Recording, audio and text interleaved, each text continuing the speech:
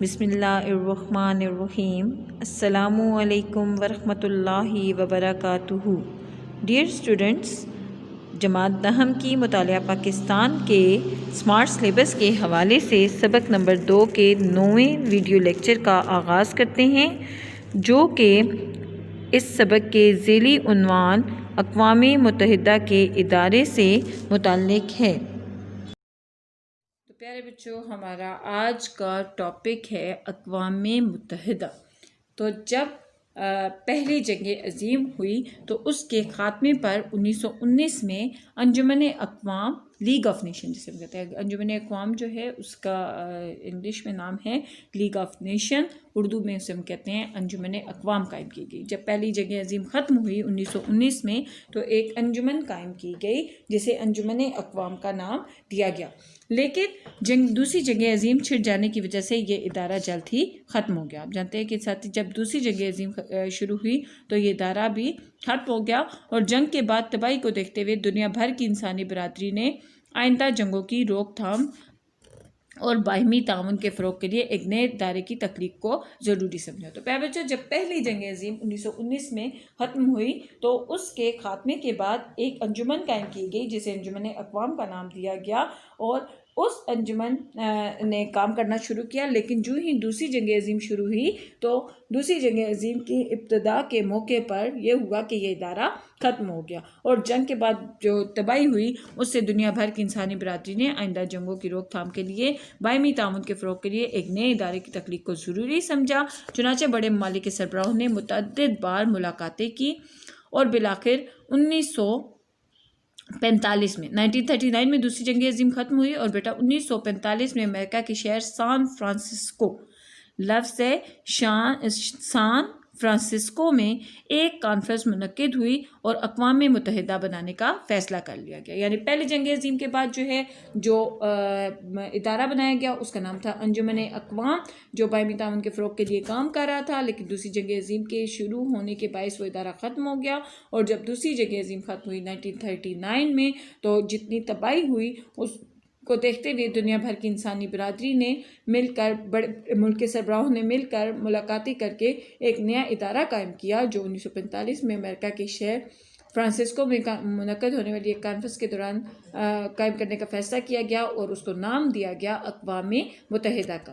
اس 50 ریاستوں کے نمائندوں نے 25 جون 1945 کو اقوام متحدہ کی چارٹر کی منظوری دے دی۔ اقوام متحدہ کے چارٹر کی منظوری کتنے ممالک نے مل کر دی؟ 50 ریاستوں نے، اور یہ ادارہ 24 اکتوبر 1945 کو وجود میں آ گیا۔ تو آپ سے اکثر سوال آتا ہے کہ اقوام متحدہ کا ادارہ کب مارس وجود میں آیا؟ تو 24 اکتوبر 1945 کو یہ مارس وجود میں آیا، اور اس کا صدر مقام کہاں ہے بیٹا؟ اس کا صدر مقام نیو یارک میں قائم ہے۔ اب ہم دیکھتے ہیں کہ اس ادارے کے کیا مقاصد تھے، کن مقاصد کے لیے اس ادارے کا قیام عمل میں لایا گیا۔ تو اقوام متحدہ کے قیام کے درج ذیل مقاصد تھے۔ نمبر 1 ہے بین الاقوامی امن کا قیام، کہ تمام ممالک کے درمیان امن و امان قائم رہ سکے، معاشی و معاشرتی تعاون کو فروغ حاصل ہو، انصاف کی فراہمی، انسانی مسائل کا حل۔ یہ وہ 4 بڑے بڑے مقاصد تھے جن کے لیے اقوام متحدہ کے ادارے کو تشکیل دیا گیا۔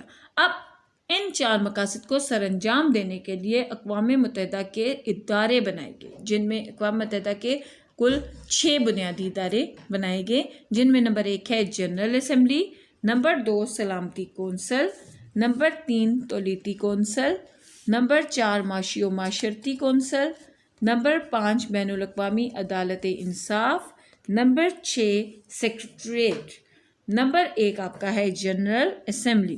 جنرل اسمبلی اقوام متحدہ کا سب سے بڑا ادارہ ہے۔ سوال آپ کو شارٹ کوسچن کے حوالے سے، MCQs کے حوالے سے آ سکتا ہے کہ جنرل اسمبلی کا اقوام متحدہ کا سب سے بڑا ادارہ کون سا ہے؟ اقوام متحدہ کا سب سے بڑا ادارہ جنرل اسمبلی ہے۔ تمام رکن ممالک کے نمائندے جنرل اسمبلی کے اجلاس میں شریک ہوتے ہیں، اور اس کا اجلاس ہر سال ستمبر کے مہینے میں منعقد ہوتا ہے۔ دیکھیے بیٹا، اقوام متحدہ کا سب سے بڑا ادارہ، تمام رکن ممالک کے نمائندے اس کے اجلاس میں شریک ہوتے ہیں، اور اس کا اجلاس ہر سال کس مہینے میں ہوتا ہے؟ ستمبر کے مہینے میں منعقد ہوتا ہے۔ سلامتی کونسل کے غیر مستقل ارکان کا انتخاب کرنا، معاشی معاشرتی کونسل کے ارکان کا انتخاب کرنا، نئی ریاستوں کو رکنیت دینا اور کسی ریاست کی رکنیت کو ختم کرنا، اقوام متحدہ کے بجٹ کی منظوری دینا اور دنیا بھر میں امن کے قیام کے لیے اقدامات کرنا وغیرہ اس کے فرائض میں شامل ہے۔ تو جنرل اسمبلی میں جو باتیں آپ نے پڑھی، ایک تو یہ ہے کہ وہ جنرل اسمبلی جو ہے وہ اقوام متحدہ کا سب سے بڑا ادارہ ہے۔ اس کے جب اجلاس ہوتے ہیں وہ ہر سال ستمبر کے مہینے میں اجلاس ہوتا ہے، اور اس کے اجلاس میں تمام رکن ممالک کے نمائندے شامل ہوتے ہیں، اور اس کے اہم فرائض کون سے ہیں اس کے حوالے سے آپ نے اس میں پڑھا ہے۔ پوائنٹ نمبر آپ کا 2 ہے سلامتی کونسل۔ سلامتی کونسل اقوام متحدہ کا دوسرا اور بہت ہی اہم ادارہ ہے۔ یہ ادارہ اقوام متحدہ کی مرکزی انتظامیہ کا درجہ رکھتا ہے۔ اقوام متحدہ کی مرکزی انتظامیہ کا درجہ جو ہے وہ کس ادارے کو حاصل ہے؟ وہ ہے سلامتی کونسل کو۔ تو سلامتی کونسل کے ارکان کی تعداد جو ہے وہ کتنی ہے؟ 15۔ سلامتی کونسل کے ارکان کی تعداد ہے 15۔ ان میں سے 5 مستقل ارکان ہیں۔ 5 مستقل ارکان کون سے ہیں؟ امریکہ، روس، برطانیہ، فرانس، عوامی جمہوریہ چین۔ امریکہ، روس، برطانیہ، فرانس اور عوامی جمہوریہ چین، یہ اس کے 5 مستقل ارکان ہیں۔ سلامتی کونسل کے اجلاس جو ہیں وہ مختصر وقفوں کے ساتھ ہوتے رہتے ہیں، اور اس کونسل کا صدر ہر ماہ منتخب کیا جاتا ہے۔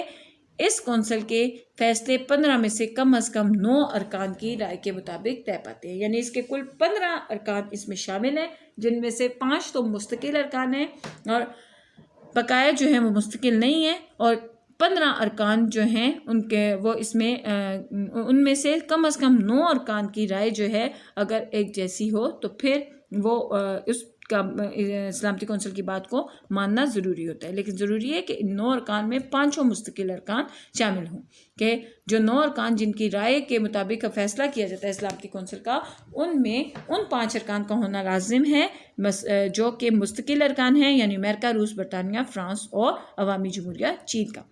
اور اگر کوئی ایک مستقل رکن بھی اس کے بارے میں، اس کے فیصلے کے بارے میں منفی رائے دے دے تو وہ معاملہ طے نہیں پا سکتا۔ مستقل ارکان کے اس اختیار کو ہم ویٹو کا نام دیتے ہیں۔ اب ہم دیکھتے ہیں کہ اس کے عام فرائض کون سے ہیں۔ امن و امان کا قیام، بین الاقوامی تنازعات کا حل، نئے ممالک کی رکنیت اور اس کے خاتمے کی سفارش، بین الاقوامی عدالت انصاف کے ججوں کا چناؤ اور جنرل سیکرٹری کے چناؤ کی سفارشات سلامتی اسمبلی کو بھیجنا اس کے عام فرائض میں شامل ہیں۔ آپ کا اقوام متحدہ کا ادارہ نمبر 3 ہے تولیتی کونسل۔ سب سے پہلا جنرل اسمبلی، دوسرا سلامتی کونسل اور تیسرا ہے تولیتی کونسل۔ تو اقوام متحدہ کے اس ادارے نے دوسری جنگ عظیم کے بعد تباہ حال قوموں کی حالت بہتر بنانے کے لیے انتظام کیا تاکہ وہ ان علاقوں کے عوام کی ثقافتی، تعلیمی، اقتصادی، سماجی اور دیگر ضرورتوں کی تکمیل بطور نگران کر سکے، اور یہ نگرانی اس وقت تک رہے گی جب تک یہ قومیں تمام آزادی نہ حاصل کر لیں گی۔ لیکن بیٹا اب یہ ادارہ اپنی افادیت، اپنی اہمیت جو ہے وہ کھو چکا ہے۔ آپ کا ادارہ نمبر 4 ہے معاشی و معاشرتی کونسل کا ادارہ۔ اس ادارے میں جو ارکان کی تعداد ہے وہ ہے 54۔ اکثر یہ بھی کوشچن آتا ہے کہ معاشی و معاشرتی کونسل کے ارکان کی تعداد کتنی ہے؟ ان کے ارکان کی تعداد ہے 54۔ ان کا چناؤ اقوام متحدہ کی جنرل اسمبلی اور سلامتی کونسل مل کر کرتی ہے۔ ہر رکن کی میعاد جو ہے وہ 3 سال ہے، یعنی جو ارکان چنے جاتے ہیں ان کی میعاد ہوتی ہے 3 سال، وہ 3 سال کے لیے رکن چنا جاتا ہے۔ 1/3 ارکان جو ہیں وہ ہر سال ریٹائر ہو جاتے ہیں، ہر 3 میں سے ایک جو ہے وہ ہر سال ریٹائر ہو جاتا ہے اور ان کی جگہ نئے ارکان منتخب کر لیے جاتے ہیں۔ کونسل کے اجلاس جو ہیں وہ سال میں 3 مرتبہ طلب کیے جاتے ہیں۔ ان کے علاوہ خصوصی اجلاس بھی بلایا جا سکتا ہے۔ معاشی و معاشرتی کونسل کے ارکان اپنے میں سے ایک رکن کو بطور صدر چن لیتے ہیں، اور اس کے جو اہم فرائض ہیں ان میں انسانوں کی معیاری زندگی کو بلند کرنا، معاشی و معاشرتی کو ترقی کے لیے کوشش کرنا، تعلیمی، سائنسی اور ثقافتی شعبوں میں تعاون، بے روزگاری، غربت اور بیماری کو دور کرنے کے لیے منصوبہ بندی کرنا وغیرہ اس کے فرائض میں شامل ہے۔ آپ کا ادارہ نمبر 5 ہے بین الاقوامی عدالت انصاف۔ تو اقوام متحدہ میں بین الاقوامی عدالت انصاف کا جو ادارہ ہے بیٹا، اس کو ایک اہم عضو کی حیثیت حاصل ہے۔ جس طرح آپ کے جسمانی اعضاء ہیں تو ہر اس کی اپنی اپنی جگہ ایک ویلیو ہوتی ہے، اسی طرح اقوام متحدہ کے بین الاقوامی اداروں میں اس کو ایک خاص عضو کی حیثیت حاصل ہے۔ عدالت کے ججوں کی کل تعداد اس میں 15 ہیں جو مختلف ممالک سے تعلق رکھتے ہیں، اور ان کا چناؤ 9 سالہ مدت کے لیے جنرل اسمبلی اور سلامتی کونسل مل کر کرتی ہیں۔ ایک ملک سے ایک سے زیادہ جج نہیں لیا جا سکتا، اور عدالت اپنے فیصلے حاضر ارکان کی اکثریت کے مطابق کرتی ہے۔ اس کے اہم کاموں میں ریاستوں کے مابین تنازعات کا حل کروانا اقوام متحدہ کے منشور میں شامل ہے، نیز تمام موضوعات میں مقدمات کی سماعت کرنا، بین الاقوامی قوانین کی تشریح و توضیح کرنا اور اقوام متحدہ کے مختلف اداروں کو قانونی مشورہ دینا اس کے فرائض میں شامل ہے۔ اقوام متحدہ کا چھٹا اور آخری ادارہ ہے سیکریٹریٹ، ٹھیک ہے، یہ اقوام متحدہ کا ریکارڈ آفس ہے۔ اقوام متحدہ کا ریکارڈ آفس کس کو کہا جاتا ہے؟ سیکریٹریٹ کو، اور یہ کہاں قائم ہے بیٹا؟ یہ نیو یارک میں قائم ہے اور اس کا سربراہ سیکریٹری جنرل کہلاتا ہے۔ سیکریٹری جنرل کی معاونت کے لیے کئی سیکریٹری بھی چنے جاتے ہیں۔ جنرل اسمبلی اور سلامتی کونسل سیکریٹری جنرل کو 5 سال کے لیے منتخب کرتی ہے اور تمام اداروں کے اجلاس کی کارروائیوں اور خط و کتابت وغیرہ کا ریکارڈ محفوظ رکھنا اس کے اہم فرائض میں شامل ہے۔ مجھے امید ہے کہ آپ کو اقوام متحدہ کے ادارے اچھی طریقے سے سمجھ میں آ گیا ہوگا۔ آپ نے اس کو ایک ہی نشست میں یاد